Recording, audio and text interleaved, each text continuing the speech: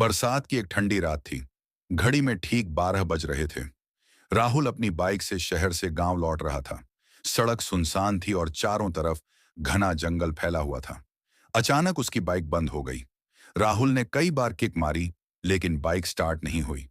तभी उसे सड़क के किनारे एक बूढ़ा आदमी दिखाई दिया। बूढ़े ने सफेद कपड़े पहन रखे थे और उसके हाथ में एक पुरानी लालटेन थी। बेटा, इतनी रात को कहाँ जा रहे हो? बूढ़े ने धीमी आवाज में पूछा। राहुल थोड़ा घबरा गया, लेकिन बोला, गांव जा रहा हूं, बाइक खराब हो गई है।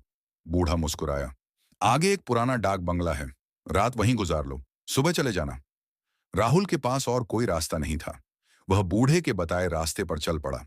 करीब 10 मिनट बाद उसे एक टूटा फूटा डाक बंगला दिखाई दिया। दरवाजा आधा खुला था। अंदर अंधेरा था और दीवारों पर जाले लटके हुए थे। जैसे ही वह अंदर गया, उसे लगा कि कोई उसकी तरफ देख रहा है। उसने मोबाइल की टॉर्च जलाई और एक कमरे में जाकर बैठ गया। अचानक ऊपर की मंजिल से किसी के चलने की आवाज आने लगी।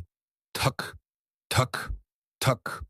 राहुल ने सोचा शायद कोई और भी यहां रुका होगा, लेकिन तभी आवाज तेज हो गई। थक, थक, थक, थक। अब ऐसा लग रहा था जैसे कोई भाग रहा हो। राहुल का गला सूख गया। वह हिम्मत करके सीढ़ियां चढ़ने लगा। ऊपर पहुंचते ही आवाज बंद हो गई। पूरा गलियारा खाली था। तभी उसे एक कमरे से रोने की आवाज सुनाई दी। बचाओ, मुझे बचाओ। राहुल ने धीरे से दरवाजा खोला।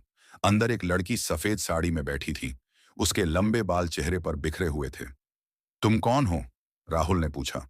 लड़की ने धीरे धीरे अपना चेहरा उठाया। उसकी आंखें पूरी तरह काली थीं। राहुल चीख पड़ा। उसी समय लड़की गायब हो गई। कमरे का दरवाजा अपने आप बंद हो गया और दीवार पर खून से लिखा हुआ दिखाई दिया। यहां से कोई वापस नहीं जाता। राहुल घबराकर नीचे भागा, लेकिन नीचे पहुंचकर उसके पैरों तले जमीन खिसक गई। मुख्य दरवाजा गायब था। जहां दरवाजा था, वहां अब सिर्फ एक पुरानी दीवार थी। तभी पूरे बंगले में औरत की डरावनी हंसी गूंजने लगी। हाँ, हाँ, हाँ। राहुल दौड़ने लगा। अचानक उसे वहीं बूढ़ा आदमी दिखाई दिया। वह अंधेरे में खड़ा मुस्कुरा रहा था। मैंने कहा था ना, रात यहीं गुजार लो। अब उसकी आंखें लाल चमक रही थीं। राहुल बेहोश हो गया। सुबह जब गांव वालों ने उसे सड़क किनारे पाया, तो वह कांप रहा था। उन्होंने बताया कि जिस डाक बंगले में वह गया था, वहां 20 साल पहले एक लड़की की रहस्यमयी मौत हुई थी। और सबसे डरावनी बात, वह डाक बंगला 10 साल पहले ही ढह चुका था।